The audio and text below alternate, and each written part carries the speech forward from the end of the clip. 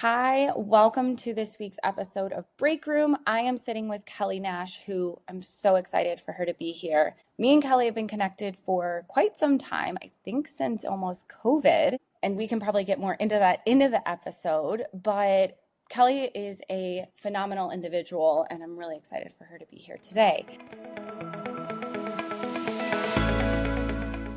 So I really just want to jump in because Kelly has so much information about career advice from her own experience and then also leading her own business. There are so much wisdom behind what she does. So get ready for some notes and kind of take a back seat in listening to all of Kelly's advice and just her experience. But before jumping into your advice, Kelly, I want our listeners to learn about you, who you are. Can you tell us a little bit about your background, just from like college and how you ended up at Salesforce and a little bit about that trajectory? Yeah. Well, first off, thanks for having me, Britt. I'm very excited about this podcast and being a featured guest speaker. So thank you for the opportunity. So yeah, I guess a little bit about me and like where I started. I graduated from the University of Illinois at Urbana-Champaign with a degree in advertising, started my career working at an advertising agency in downtown Chicago. Was a young girl in the big city, felt very lucky to have the job that I did at the time and to be doing work that I was very passionate about. There was definitely a lot of perks, I would say, to working in the advertising industry, specifically at the time that I was. However, as the months went by, I started to get extremely burnt out. So quickly realized I needed to kind of jump ship a little bit and seek out something new. So I went to a different part of the ad industry in ad sales, working in account management. So I was there for about a year and a half and loved my time at the music and entertainment company I was working at, but my work was solely focused on display advertising. And at the time, social media advertising was getting really big. So I started interviewing at social media platform companies. And through a contact of mine, I met someone who worked at Salesforce. And I had originally reached out to him about his experience at a previous company that I was actually interviewing at. But then he mentioned that Salesforce was hiring as well for a very similar position that I was interviewing for. So working on that social media product that Salesforce owned at the time. So that, sparked my curiosity, my interest. I felt like the stars were sort of aligning. So I put my hat in the ring. I applied for the position. And I always like to tell this story because I got through this process through like, again, a random contact of mine, but someone I had met and been introduced to. And on top of that, it took me 6 months to like actually land the position that I had applied for. There was a hiring freeze going on. So I was in constant contact with the hiring team during that time. But I just felt in my bones that it was the right role for me. And I just told myself to kind of stick it out. So I did and landed the job 6 months later. And then during the first couple of years I was at Salesforce, the company's growth just like skyrocketed. So it was really exciting to be a part of it at that time and also to be doing work that was in alignment with my career interests and goals too. So I think the company had like, I want to say 19,000-ish employees when I started. And now we're at like near 80,000, which is insane. So just to like see that growth trajectory was like, has been really, really cool. I just hit my 10 years at Salesforce. I think you know that, but for the listeners. And in that time, I've had 7 different roles. Majority of them were customer facing, as they had been prior to Salesforce. But, and staying in that advertising marketing area of expertise. But last year, I decided to take on more of like an HR type function role in employee engagement. And I now lead the creation and facilitation of employee programs within our customer success group, which reaches about 9,000 people globally. And then, like Britt mentioned, I own my own business outside of Salesforce. I'm a career coach, resume writer, and speaker with a mission to help high achievers make meaningful career moves and find fulfillment in their work. And also the founder of another company called Lipstick and Ink, which is a career blog and shop that empowers women to really unlock their potential, assert their influence, and ultimately leave a lasting impact in the workplace and beyond. So now, listeners, you probably know why I have Kelly sitting in front of me because there's so much to unpack here. A few things I want to call out first is I love your trajectory because you, to me, really lean into what a lot of people are nervous about is that networking and reaching out to a referral or reaching out to someone. And what I love about your story is that you stayed resilient through that.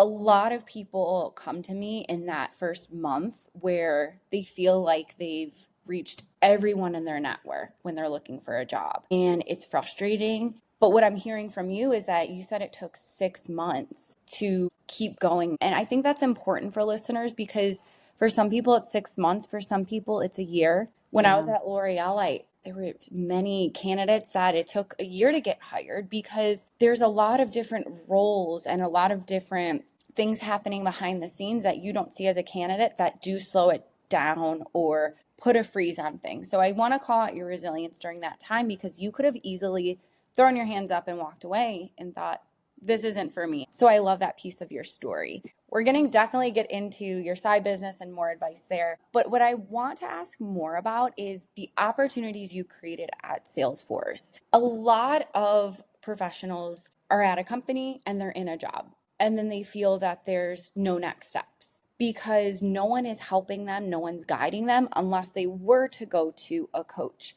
But most people immediately kind of stop and think, okay, there's no immediate role for me. So I want to hear from you. How did you move around 7 times, create that opportunity? Was it networking? What was it?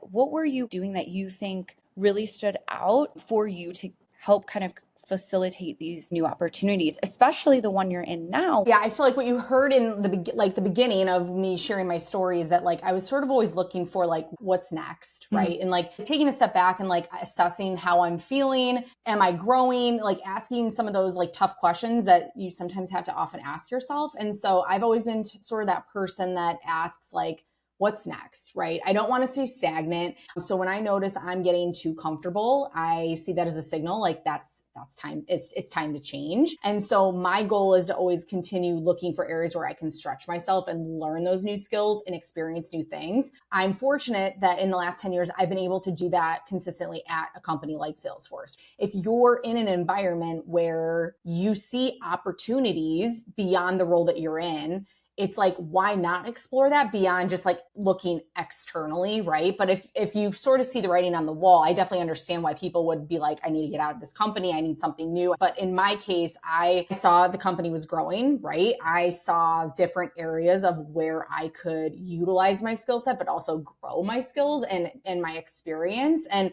I think one of the biggest lessons I think I've learned in my career too is that no one's going to care more about you and your career than you are. Like I mentioned, my first job out of college was at an ad agency, and there was like a very pivotal moment in that role, sort of a turning point in my career. And what that story really is I was working 12 to 14 hour days at the office. At that time, they would not give you a laptop if you were a supervisor or below. On top of that, I was looking at the people above me and noticing that they were just as miserable and burnt out as I was. And so I was like, okay, they're not going to advocate for me because they're clearly not advocating for themselves and our team. So I need to do something about this. I made an appointment with HR, expressed my needs, shared the data, the data to back up my asks and the requests that I was making for a promotion, but also a laptop. Was denied on pretty much all accounts. And in that moment, I was like, I walked out of that meeting feeling very defeated and was like, okay, I can either stay stuck here, miserable, burnt out, or,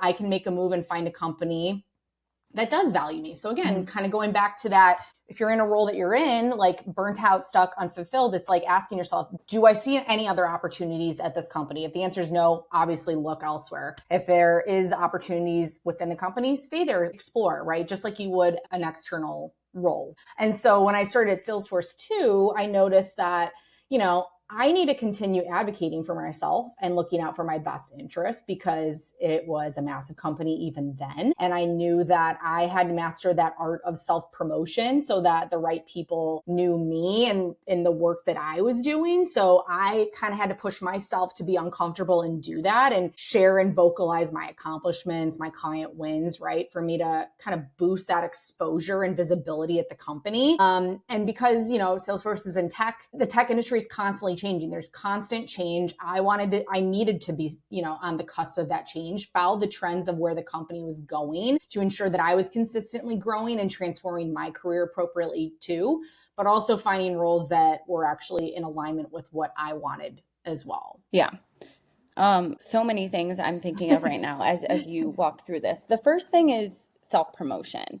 A lot of professionals I know, especially women, are nervous about self-promotion and how to go about it because not that it feels inauthentic, but it does at times, right? Where you're like putting yourself out there. And when we talk self-promotion, and I'm curious of your thoughts, I immediately think of my experience when I was navigating L'Oreal. Self-promotion doesn't mean you're walking around to everyone saying, I'm Brittany, I did this, Mm-hmm. but it's knowing the opportune times to speak up and to bring forth your ideas, to influence, to maybe not agree with everyone in the room and have yourself stand out. And then it's having the courage to advocate. So many professionals sit across from their manager and really don't talk about their wins or how they overcame challenges. So those weekly check-ins or quarterly check-ins are super valuable, keeping a list of all of that. So I'm curious, when you think self-promotion, was there anything that you either have done, or how can we ease into self-promotion without it feeling so overwhelming? I think, like you were saying, women especially have a hard time with self-promotion, and reason being, we're taught to be humble and to not brag. We have this thing in our minds that associate self-promotion with bragging. And Yeah. I took an amazing workshop through Google called the I Am Remarkable workshop. So if you haven't taken it, highly recommend it. But one of the key things that I took from that workshop is it's not bragging if it's based on facts. Oh, I love that. So I let that kind of sink in, and I'm like, okay, if when I'm getting ready to like share a win or share a piece of feedback or whatever it might be, I'm asking myself, like, is this rooted in facts? Is it rooted in customer feedback from peers or my manager, or data, like actual results? Like at that point, then it's not bragging. I lead with that. Like you have to reframe and think about it from a mindset perspective. And then, like you were saying, like documenting, like that's a huge part of, I think, growing your confidence and promotion too, right? Like you have to like document that work and see it on paper almost. I'm doing really great work, and like I know this, but I need other people to know about it too. Then it's like, after you've documented that, then you're asking yourself, how can I get visible and share and showcase this great work? So it can be as easy as like forwarding that client feedback to your manager. Mm-hmm. It could be your client saw results from the work that you did, putting that into like a success story type format and sharing it in the relevant channels that make sense for your company. Salesforce owns Slack. We utilize Slack. So that's a prime channel for us to share client wins, and really putting in like, what was that challenge that the client had? What was the actions that we took and the solutions we provided?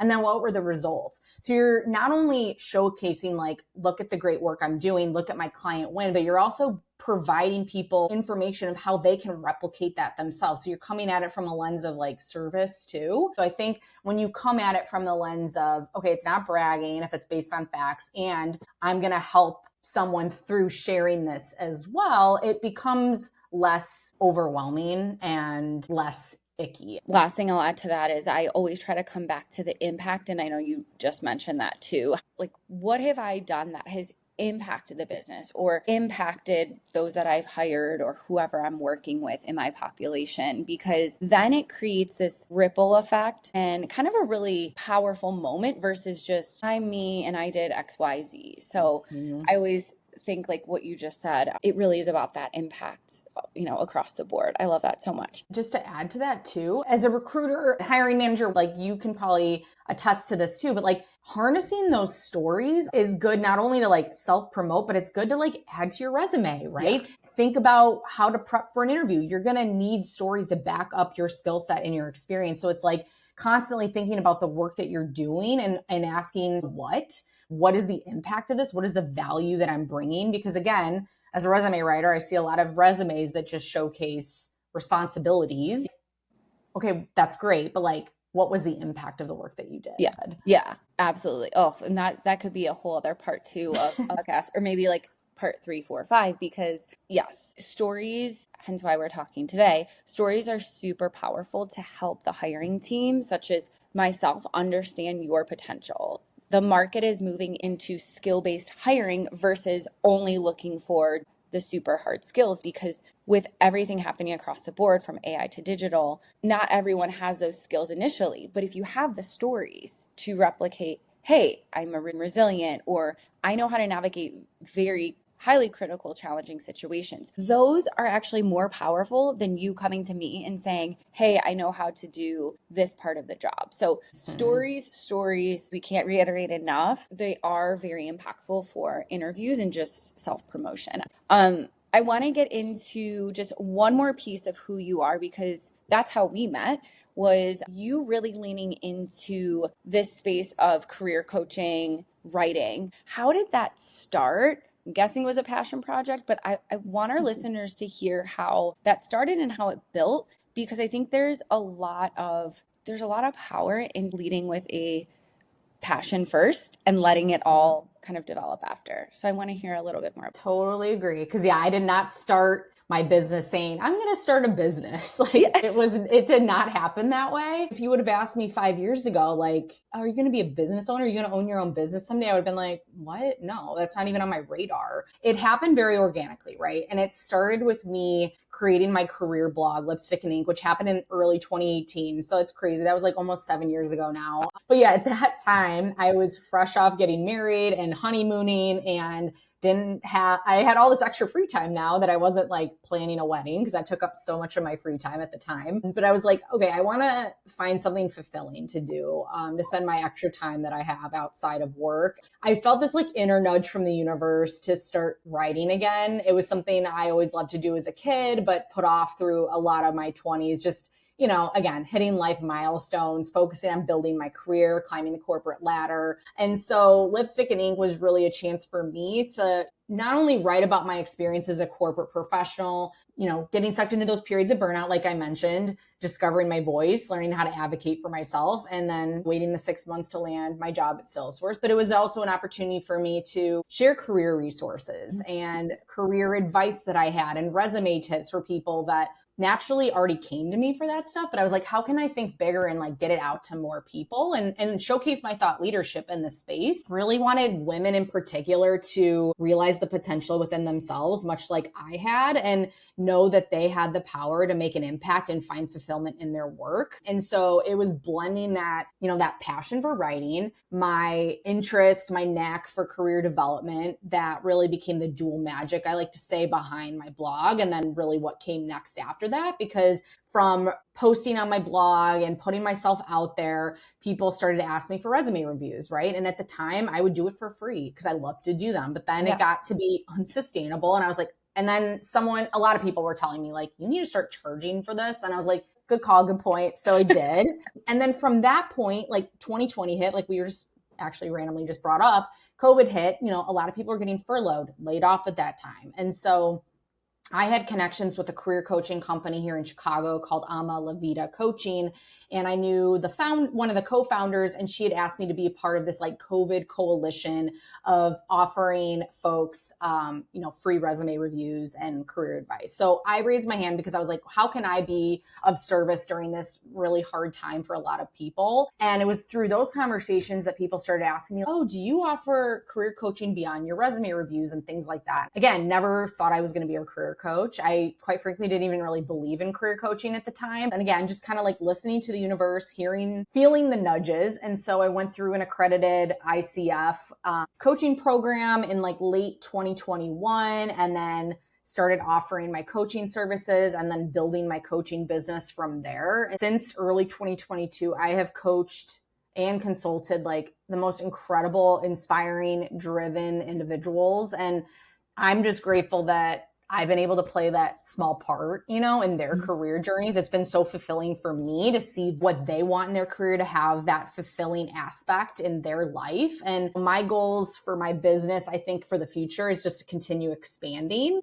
I would love to do a group coaching program, would love to do courses. But like we've been talking about, like I also have a corporate job. I often have to like bring myself back to reality. And Britt, you and I have talked about this a lot. We're not full-time entrepreneurs, so it's kind of hard to kind of be like, oh, okay, I can't do everything, especially being a mom now. I was going to say, you forgot the biggest part of your title. Yeah. So it's like, I have all these exciting like visions that I want to bring to life, but one thing at a time, right?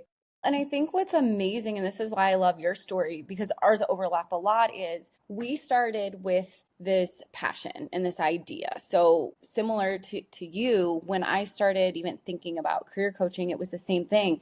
I was a recruiter and I just started right around COVID. People were coming to me because, hey, Britt, you see thousands of resumes. What do you think? Mm-hmm. And so it was a light bulb that went off. I can help people. And I think as a takeaway, I want our listeners to think passions don't just have to be these existential things that you will never get to turn into a business, because they can. And so having this passion and having this drive within you that you're like, I'm going to lean into it. Let it grow. Let's see where it goes from there. There's this really amazing piece of your story and mine that we started something without even knowing the growth it could take on. That's really important for a lot of professionals to realize that sometimes you lean into a space where you just have to trust it and you're going to take a risk, and it might be scary and it might feel like a lot because you're working a full-time job and you're a parent.